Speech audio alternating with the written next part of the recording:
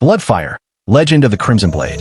Long ago, when the skies still spoke and rivers whispered your name, there was a land called Tumbara, rich in gold, spirit, and song. It lay nestled between the roaring Zango Mountains and the sacred Baobab Forest, watched over by gods and guarded by silence, until the Crimson Dagger returned. Every child in Tumbara had heard the prophecy. When the sun bleeds red and an eagle cries at night, a dagger bathed in fire shall rise, and with it, the soul of the chosen. Most thought it a tale to keep children close at night. But in the village of Tumbara, a 17-year-old boy named Kaylo dreamed of thunder. Every night, the same dream. A masked warrior stood beneath a blood-red sky, gripping a dagger that pulsed like a heartbeat. And always, Kaylo woke with his back burning, right over his tribal birthmark, the mark of the Great Cat.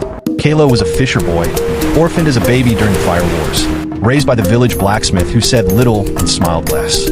He knew nothing of kings or prophecies, but fate does not ask for readiness. It simply arrives. One morning, as the market bustled and griots sang praise songs, a hooded stranger limped into the village. He carried a lion-tooth necklace, walked with a cane made of giraffe bone, and had a map tattooed on the palm of his hand. He stopped before Kaylo and said in a gravelly voice, "The blade has awakened. You're the one it calls." Kaylo laughed. "You've mistaken me for someone else." "I never mistake the son of Kurama," the man replied. At that name, time froze. Kurama was a name only whispered. Once the Flame Lion King of Tumbara, a warrior swallowed in battle when a shadow clan rose with dark magic. Kaylo shook his head, backing away. "My father was a fisherman." The man stepped forward. "Your father died, shielding the Crimson Dagger from the Shadow Clan. You are the last of the Flame bloodline."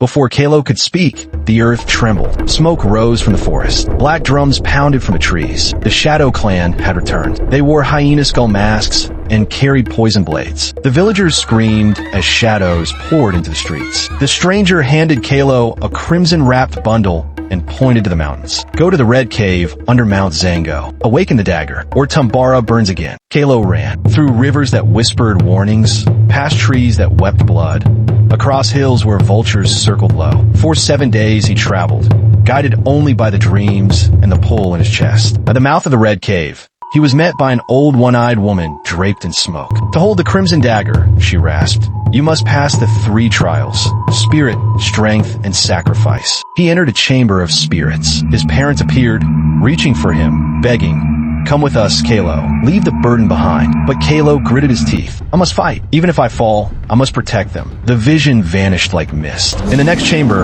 a beast waited, a creature with the head of a gorilla and the body of a python. Kaylo fought it with only a broken spear and his will. His arms shook, ribs cracked, but he found the heart and struck. The beast fell. In the final chamber, he saw Tumbara burning. Children cried. The air was smoke and sorrow. "Take the dagger," a voice hissed, "and save yourself. Or leave it, and they may live." Kaylo shouted, "I will take it, and I will save them all." The cave cracked open. A great stone split, revealing the Crimson Dagger, pulsing like a living flame. As his fingers closed around the hilt, lightning surged through him, and a lion's roar echoed through the sky. Kaylo returned to Tumbara a different boy, burned, scarred, and alive with fire. The village was ash and ruin. At the square, the Shadow Clan gathered, and at their center stood a towering figure in a red cloak. He removed his mask to reveal a scarred face and a single glowing red eye.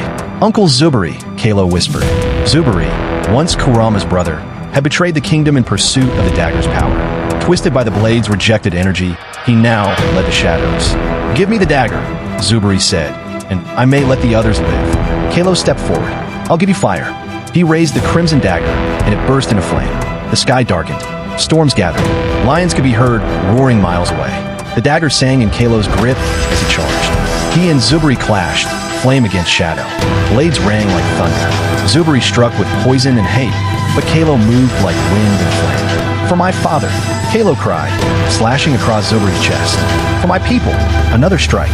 "For Tumbara," and with a final roar, Kaylo drove the blade into the earth. A circle of fire erupted, swallowing the Shadow Clan. Their cursed souls screamed as they were dragged back into the underworld. Silence fell. Smoke drifted. The villagers, bound and broken, rose slowly. Children cried. Elders whispered. The stranger appeared once more, no longer hunched, but glowing with ancient light. "You have awakened not just a blade, but a legacy." Kaylo stood, breathless, the dagger still burning in his hand. "I'm not a king," he said. "No," the man nodded. "But you are the fire, and fire births kingdoms. From that day, Kaylo was named Flame Guardian of Tumbara. The Crimson Dagger was sealed again, not as a weapon of war, but as a symbol of courage, unity, and rebirth. Children would sing not just of the gods and spirits, but of the boy who became a flame and lit the darkness with his courage. And when the eagle cries at night and the sun bleeds red, elders still say, "The fire sleeps." But it never dies.